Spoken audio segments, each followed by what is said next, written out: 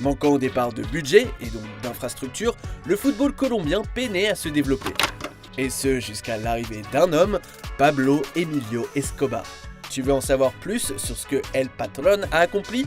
On t'explique ça. Abonne-toi à Megafoot, le meilleur du foot en vidéo. De 1938 à 1986, l'équipe nationale ne se qualifie qu'une seule fois en Coupe du Monde, et elle est d'ailleurs éliminée directement en phase de poule. En Copa América, le bilan est similaire, ce n'est qu'après 1986 que l'équipe commence à devenir crédible. L'équipe nationale étant faible, les clubs colombiens rencontrent logiquement de grandes difficultés.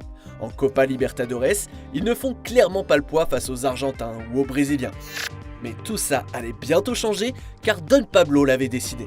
Il faut savoir que du début des années 70 jusqu'à sa mort en 93, Pablo Escobar contrôlait totalement son pays. C'est lui qui dictait la loi. 80% de la cocaïne du marché américain était distribuée par ses soins. Il était à la tête d'une fortune estimée entre 25 et 30 milliards de dollars. Et cette fortune avait besoin d'être blanchie.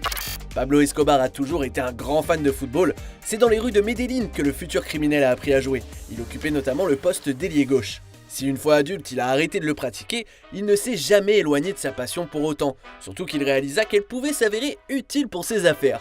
Au début des années 80, il investit alors dans son club de cœur, l'Atlético Nacional de Medellín. Cet investissement lui permet de blanchir une grande quantité de son argent. En effet, les billets sont à cette époque achetés en cash, ce qui lui permet de gonfler gracieusement les prix. Il en est de même pour le coût des transferts. Escobar a trouvé une faille et il ne va pas se gêner pour en profiter.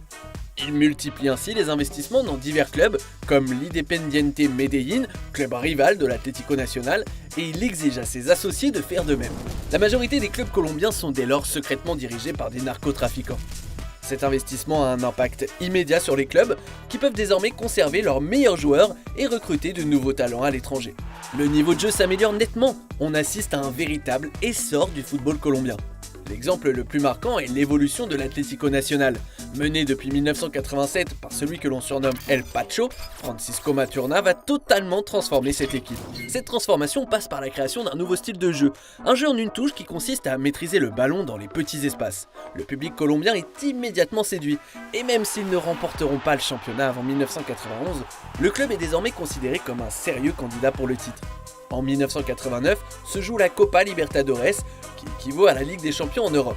L'Atlético Nacional étant vice-champion de la Ligue, participe logiquement au tournoi. En phase de poule, il termine avec 7 points en deuxième position, derrière peut-être le plus grand club de Colombie, le Millonarios FC, qu'il parviennent à éliminer en quart de finale. En demi-finale, il continue de faire sensation en s'imposant 6-0 contre un club uruguayen, le Danubio FC. Le 31 mai 1989 est un jour historique pour le football colombien puisque se joue le match retour de la finale. L'Atlético Nacional a perdu 2-0 à l'aller contre le club Olimpia, mais ils ne baissent pas les bras pour autant et ils parviennent à arracher les prolongations. Au cours d'une séance de tir au but insoutenable, l'Atlético Nacional est sacré champion. Jamais une équipe colombienne ne l'avait remporté auparavant.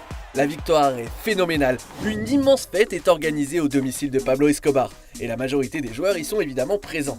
Pour les remercier, El Patron leur offre une généreuse prime. Les joueurs de l'Atlético sont proches de Pablo, certains le considèrent comme un véritable ami. C'est notamment le cas de René Higuita ou de Luis Fernando Herrera. Il faut dire que la plupart d'entre eux ont évolué grâce au terrain qu'il a fait construire dans leur quartier. Ils se rendent d'ailleurs régulièrement chez lui puisqu'il y organise des matchs privés à son domicile. Escobar en profite pour blanchir davantage son argent en pariant des sommes astronomiques sur les résultats. Même quand il sera incarcéré, les matchs et tournois continueront d'exister. En effet, il avait veillé à installer un terrain de football dans sa prison, la fameuse cathédrale. Maradona en personne sera convié à l'un d'eux. Le temps passe et la Colombie continue de faire ses preuves. En 1990, elle se qualifie en Coupe du Monde, une première depuis 1962. Il s'incline cependant en huitième de finale contre le Cameroun de Roger Mila. Le football colombien est en pleine ascension. Mais attention, cette progression est loin d'être féerique. Comme expliqué auparavant, les cartels blanchissent et gagnent de l'argent en pariant sur les matchs. Les narcos exercent alors une pression énorme sur les joueurs et sur le corps arbitral. Rares sont les arbitres non corrompus. En 1989, un juge de touche nommé Álvaro Ortega choisit de ne pas céder à cette pression et décide de refuser un but à l'Independiente de Medellín qui perd alors 3-2 contre l'América de Cali. Avec cette défaite, Escobar perd 750 000 $, somme qu'il avait pariée sur la victoire de son club. N'hésitant pas à renforcer la pression sur le corps arbitral, le mafieux demande à ses hommes d'assassiner Alvaro Ortega, qui sera retrouvé mort quelques jours plus tard. Ce meurtre fait scandale et la fédération décide de suspendre le championnat. Aucun club n'est sacré champion et aucun d'entre eux ne pourra ainsi participer à la Copa Libertadores l'année suivante. En décembre 93, Pablo Escobar, qui était en fuite depuis quelques années, se fait tuer lors d'une course-poursuite avec les forces de l'ordre. Contrairement à ce qu'on aurait pu penser, sa mort n'émet aucun impact sur la relation qu'entretiennent les narcotrafiquants avec le football. Elle est peut-être encore plus présente. À l'approche du mondial de 1994, les joueurs, tout comme l'entraîneur, subissent une pression monstrueuse. Après la défaite en phase de groupe face à la Roumanie, le fils du joueur Herrera est kidnappé et le frère de l'adjoint de Maturana menacé de mort. À l'approche du second match contre les États-Unis, l'ambiance est insoutenable. Au coup de sifflet final, la Colombie perd d'un seul but, un but causé contre son camp par la star de l'Atlético Nacional, Andrés Escobar. La Colombie est ainsi éliminée de la compétition, une désillusion immense pour ses supporters. Une désillusion qui va se transformer en véritable drame, puisque quelques jours plus tard, Andrés Escobar se fait assassiner par les narcotrafiquants. L'ère dorée du football colombien s'éteint avec ce décès. De nombreux joueurs décident de ne plus porter le maillot de l'équipe nationale tant que les narcotrafiquants y seront impliqués. Peu à peu, les cartels se retirent alors du football. Mais leur retrait de fonds entraîne de grosses répercussions. L'équipe nationale se voit reléguée du 4e rang au 34e du classement de la FIFA.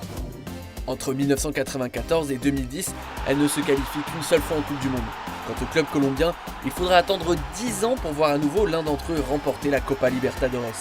Malgré ses performances très mitigées, les supporters sont fiers de s'être libérés des narcos.